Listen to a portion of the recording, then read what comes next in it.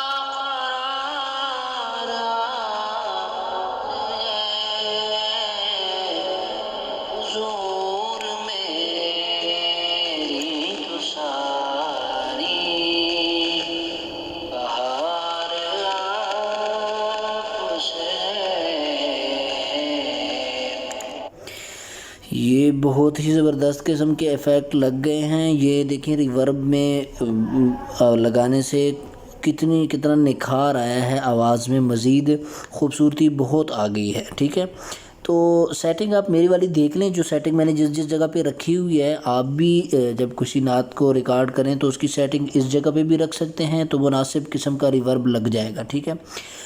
اور اس کے علاوہ میں تو آپ کو یہی کہوں گا کہ آپ اس جگہ پہ نہ رکھیں بلکہ چھیڑتے رہیں، کیونکہ جتنا آدمی کسی کا اس کو ٹول کو چھیڑتا ہے تو اس سے آپ کو مزید نئی جگہیں اور نئے ایفیکٹس آپ کو سمجھ میں آئیں گے۔ میں نے تو کافی سارا بار چھیڑا ہوا ہے، لیکن مجھے اپنے طور پہ اس طرح کے یہ جو آپ کو نظر آ رہے ہیں یہ اچھے لگتے ہیں، اور پھر بھی میں بسا اوقات چھیڑتا رہتا ہوں اوپر نیچے، تاکہ کوئی اور اچھی سی جگہ سیٹ ہو جائے تو وہ اچھا رہتا ہے۔ بہرحال جو لوگ مصروف ہیں ان کو اتنا ٹائم نہیں ہے کہ اس کو چھیڑتے رہیں، تو وہ یہی سیٹنگ اپلائی کر دیں جو میں نے آپ کو یہ میرے اسکرین پہ آپ کو نظر آ رہی ہے۔ البتہ جن کے پاس ٹائم ہے تو وہ اس ٹول کے تمام ٹولز کو مزید چھیڑتے رہیں، ان کو صحیح تنگ کریں، تاکہ جو ہے آپ کو مزید کچھ اچھا سیکھنے کو مل جائے اور بہت کچھ آپ کو آ جائے گا پھر، ٹھیک ہے۔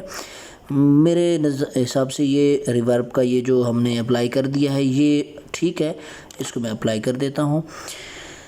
یہ ایکو اور ریورب دو بہت ہی بنیادی ٹول اسے کہہ لیں، اور یہ بہت زبردست قسم کے آپشنز ہیں، ان کو آپ نے چھیڑتے رہنا ہے۔ یہ نعت میں یا تلاوت میں آپ کو یہ 3-4 چیزیں میں نے جس طرح پہلے آپ کو بتا دی ہیں پچھلے سبق میں کہ وہ آپ کو ضرورت پڑنی ہے، وہ آپ نے اچھے طرح سے دیکھنی۔ باقی چیزیں آپ کو کبھی شاید ضرورت پڑ جائیں، لیکن آپ کو اس کی ضرورت آپ کو پڑنی نہیں ہے، ٹھیک ہے۔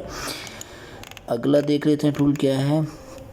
یہ بھی کوئی خاص نہیں ہے، اسے دیکھ لیں۔ یہ کیا اپلائی ہو گیا، یہ دیکھیں۔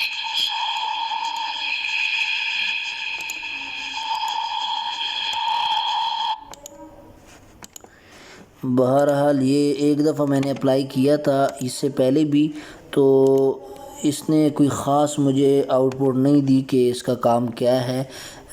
بہرحال مجھے کسی کام کا یہ ٹول نہیں لگا، اس لیے میں اس کو چھوڑ دوں گا۔ کسی اور اسٹوڈنٹ کو اس چیز کا علم ہے تو مجھے بتا دیں، میں تو اس چیز میں شرم نہیں کرتا۔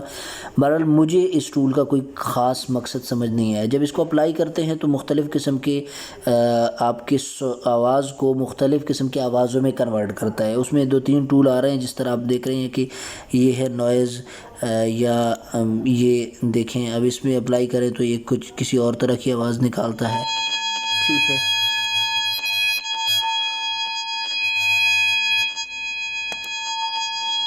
ختم بھی ہو جائے. ٹھیک ہے، تو یہ اس کا کام مجھے نظر آ رہا ہے. باقی تو کوئی مقصود اس کا کوئی خاص کام مجھے نظر نہیں آیا، نہ میں نے یعنی مجھے اس کا کوئی خاص فائدہ سمجھ میں نہیں آیا، اس لیے میں اس کو چھوڑ دوں گا. کسی اور کو پتہ ہے اس کا فائدہ تو ضرور وہ میرے ساتھ شیئر کر دیں. یہ اسٹیریو اور مونو کا کنسیپٹ ہے. یہ بیسیکلی جو کمپیوٹر پہ یا دیگر چیز اس پہ بڑے سافٹ ویئرز پہ کام ہوتا ہے، تو اس میں یہ چیز بھی بنیادی طور پہ سب سے پہلے اس کا آپشن سلیکٹ کرنا ہوتا ہے. اسٹیریو مونو، یہ جو ووکلز ہوتے ہیں نا جتنے بھی، وہ ریکارڈ کیے جاتے ہیں. یہ جو نعتیں آپ کی ہیں یہ اسٹیریو پہ ہی ریکارڈ کیے جاتے ہیں. ٹھیک ہے، اور جتنے دوسرے یعنی کہہ لیں کہ وہ وائس پیچھے لگاتے ہیں، مثلاً کسی قسم کا اس کے کیا کہہ لیں کہ نعت کے بیک گراؤنڈ پہ کافی قسم کے ساؤنڈ چل رہے ہوتے ہیں، ان کو مونو پہ رکھتے ہیں. یہ دیکھیے دو چیزیں ہیں، مونو اور اسٹیریو. ٹھیک ہے، تو یہ اسٹیریو اور مونو میں یہ ہوتا ہے کہ بسا اوقات آپ نے دیکھا ہوگا کہ آپ کوئی نعت سن رہے ہیں تو کبھی ایک کان میں آواز آتی ہے اس کی، کبھی دوسرے کان میں آواز آ جاتی ہے، اور بعض نعتوں کے دونوں کانوں میں بیک وقت آ رہی ہوتی ہے آواز. تو یہ سارا کام جو ہوتا ہے یہاں پہ ہوتا ہے. بس اوقات ہم سمجھ رہے ہوتے ہیں کہ یار کہیں میرا میک خراب تو نہیں ہے کہ کبھی اس میں آواز آ رہی ہے اور کبھی اس میں آ رہی ہے، اور کبھی آتی ہی ایک میک میں ہے.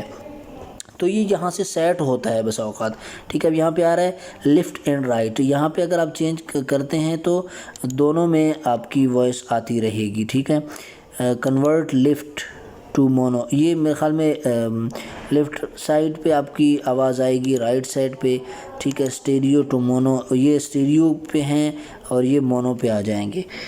تو یہ کچھ تھوڑی سی گہرائی والی چیزیں ہیں جو موبائل پہ آپ کو سمجھ نہیں آنی. آپ اس کو اپلائی کریں بھی صحیح تو میرے خیال سے شاید موبائل پہ یہ کوئی آؤٹ پٹ بھی آپ کو نہ دے، چونکہ یہ کمپیوٹر پہ یہ چیزیں پڑھی جاتی ہیں، وہاں پہ ہیں. آپ اگر کیوبیس اور دیگر کمپیوٹر کے آڈیو کے جو سافٹ ویئر ہیں وہ پڑھیں تو اس میں آپ کو یہ چیز سامنے آتی ہے اور تفصیل سے یہ چیز سمجھائی جاتی ہے، چونکہ اس کا بھی وائس میں ایک اپنا مزہ ہوتا ہے. ٹھیک ہے، تو یہاں پہ شاید کوئی یہ خاص آؤٹ پٹ دے بھی نہ، تو بہرحال چھیڑنے میں کیا حرج ہے، آپ اس کو چھیڑ سکتے ہیں اور اس کو دیکھ تو سکتے ہیں. ٹھیک ہے،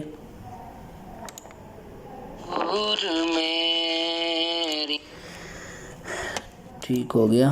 اگلا ٹول ہمارے پاس ہے لیفٹ رائٹ. ہاں، اس پہ آپ اگر رکھنا چاہتے ہیں کسی ایک سائڈ کو، ایک سائڈ سے آواز آئی نہ تو اس کو آپ یہاں سے بند بھی کر سکتے ہیں کہ اس سائڈ پہ اس کی آواز جائے ہی نہ. کان کے جو آپ نے ہینڈ فری لگائے ہوئے ہیں اس میں دائیں سائڈ یا بائیں سائڈ پہ آواز نہ جائے تو یہاں سے آپ اس کو سیٹ کر سکتے ہیں. ٹھیک ہے، میں نہیں چھیڑوں گا اس کو. ٹھیک ہے، یہ ہمارے جو بنیادی ٹول تھے وہ آج کے سبق میں ہمارے مکمل ہو چکے ہیں. امید ہے یہ آپ کو اس ایپ کی جو تفصیل چیزیں ہیں وہ آپ کو سمجھ آ گئی ہوں گی. کل کے سبق میں مکمل طور پہ ایک شروع سے آخر تک کوشش کروں گا کہ کوئی نعت تو ایک مکمل ریکارڈ ہو جائے. اگر نعت ریکارڈنگ کے بعد وقت بچا تو ایک تلاوت بھی مختصر سے ریکارڈ کر کے آپ کو دکھاؤں گا، اور چند بیان کے یعنی چند جملے بول کے اس پہ بھی کچھ سیٹنگ کر کے آپ کو دکھاؤں گا. تو ملتے ہیں انشاءاللہ کل کے سبق میں. اتنے تک اجازت دیجیے، آج کا سبق اتنا ہی کافی ہے. والسلام.